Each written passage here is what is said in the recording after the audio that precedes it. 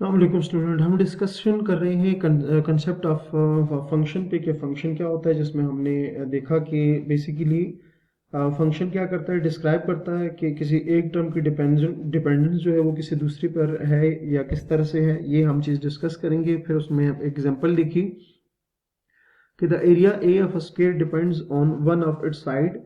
तो सिंपल सी common sense की बात है कि अगर आपके पास कोई स्केयर हो तो अगर उसकी एक साइड, क्योंकि स्केयर आपको पता है उसकी चारों साइड्स आपस में इक्वल होते हैं, तो अगर उसकी एक साइड की लेंथ आपको पता चल जाए, और तो लेंथ जो है बेसिकली वो डायरेक्टली प्रोपोर्शनल होगी एरिया के। ठीक है, तो अगर आपका लेंथ, साइड की लेंथ ज़्यादा होगी तो एरिया डेफिनेटली ज़्यादा होगा, और अगर उसकी लेंथ कम होगी तो वो आपके पास क्या होगी, जो एरिया है वो कम होगी। इसका मतलब क्या हुआ कि एरिया जो है वो डिपेंड कर रहा है साइड की लेंथ के ऊपर। तो यही तो फंक्शन है बेसिकली, जिसमें देखें आपने कहा था the term function was describe the dependence of one quantity on another, कि इसमें क्या होता है, फंक्शन एक क्वांटिटी जो है वो दूसरे पे क्या करती है, डिपेंड करती है। ठीक है, या डिपेंडेंस उसको हम डिपेंडेंस को देख रहे होते हैं। ठीक हो गया।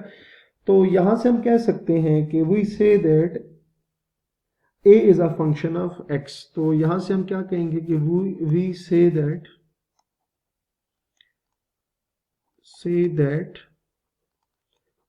a is a function of x, a is a function of x। ठीक है, तो जब कोई एक क्वांटिटी किसी दूसरी क्वांटिटी पर डिपेंड कर रही हो तो हम कहेंगे कि वो पहली जो क्वांटिटी है वो फंक्शन है दूसरी क्वांटिटी का।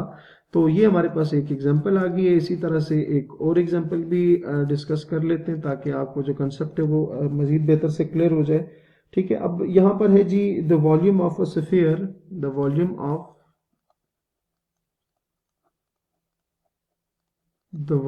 Of a sphere,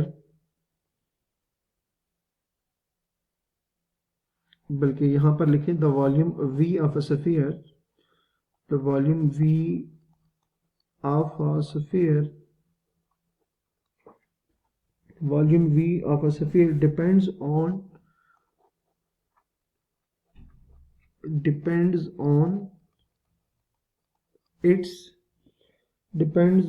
its radius r, on its radius r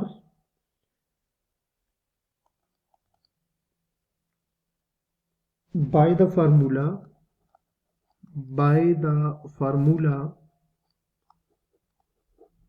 by the formula V is equals to 4 by 3 pi r cube, 4 by 3 pi r cube. ठीक हो गया। देखिए हमारे पास जो सफ़ीर होगी वो रेडियस पर डिपेंड करेगा। अगर रेडियस ज़्यादा होगा तो वॉल्यूम भी ज़्यादा होगा, अगर रेडियस कम होगा तो वॉल्यूम भी कम होगा। तो ये वही बात होगी कि जो वॉल्यूम है वो डिपेंड कर रहा है रेडियस के ऊपर। ठीक हो गया। तो हम यहाँ से वही बात लिखेंगे कि सो we say that volume is a function of r, we say that, so we say that volume is a function of r। ठीक है, तो जब भी एक वैल्यू दूसरी वैल्यू पर डिपेंड करेगी तो हम कहेंगे कि जो पहली वैल्यू है वो जो है वो फंक्शन है किसका, आर का फंक्शन है। ठीक हो गया। सो यहां से हमारे पास एक हम कह सकते हैं कि a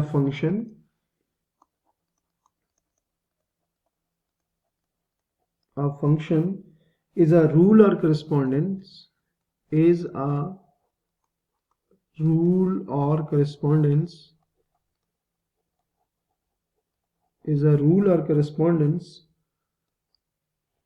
relating two sets in such a way, relating two sets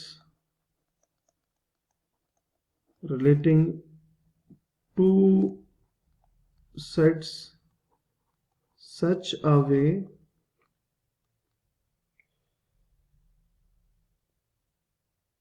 that each element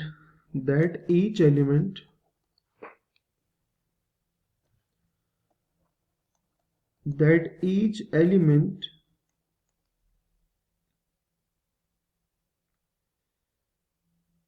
in the first set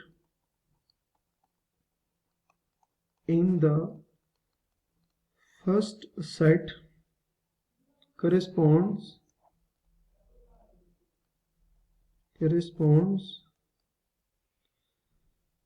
to one and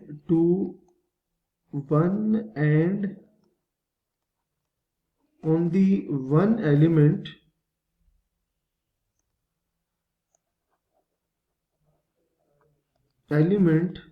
in the second set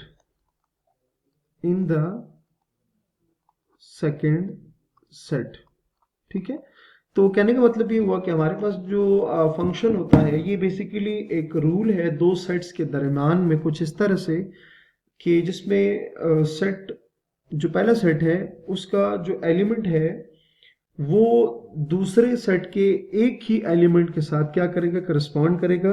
ठीक हो गया। तो ये हमारे पास जो होगी ये हमारे पास जो होगी ये फंक्शन की एक आप कह सकते हैं कि ये बिल्कुल इनिशियल स्टेज है डेफिनेशन की। ठीक हो गया।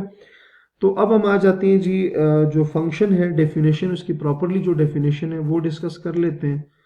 तो डेफिनेशन ऑफ अ फंक्शन, ठीक है, हम यहाँ पे प्रॉपर जो डेफिनेशन है वो देख लेते हैं कि a function F from a set, a function f from a set x to a set y is a rule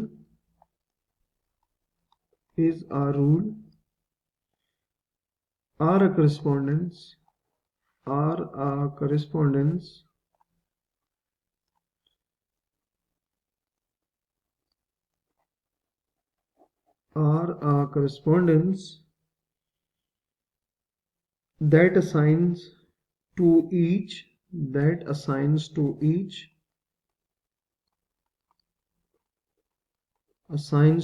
each element x in capital X a unique element